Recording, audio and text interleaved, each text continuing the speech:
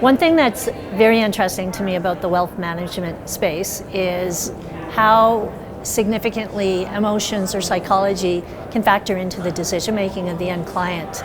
And if you're at my keynote today, you would have heard me say that since the beginning of 2022, market sentiment, positive market sentiment, is actually down 126% this year.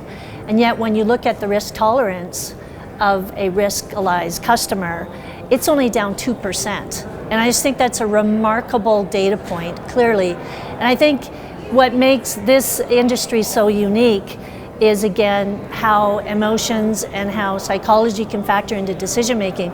And to have a data point like that is an incredible antidote, and I think something that wealth management firms should seek out to help their clients make the best decisions. Well, technology and software can add clearly a lot of value to wealth management firms, from the more internal perspective, using it to improve the efficiency of your business, to help you make more efficient decision making, to identify and focus on those initiatives or customers that have the highest return on your time. Those would be internal examples of technology adding value. I think from an external perspective, it's worth considering the aging population and the emergence of millennials on the scene, increasingly with wealth in their hands. These are folks that are very tech savvy.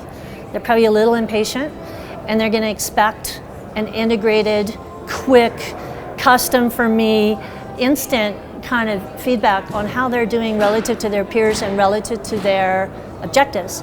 And I think for the industry as a whole, that's going to put a lot of pressure on our technology competency. So I think it's important we consider not just the evolution of technology, but on the aging population and who kind of the emerging crowd will be and how they'll challenge our technology capability.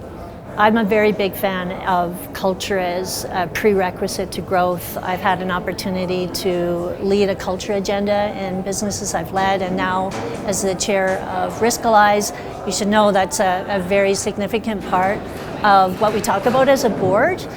And we're looking for leaders that have a perfect combination of humility, but the ability to get people to sign up for things that are against their better instincts.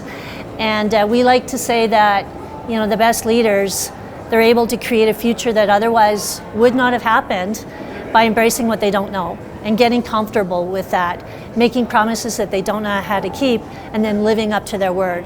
And the art of doing that very publicly really creates accountability if you're doing it in front of your peers and your employees and your colleagues. And that's something that we're trying to breed into our culture here at Riskalyze, and certainly into the industry at large. Fearless investors, definitely it's part of everybody's DNA.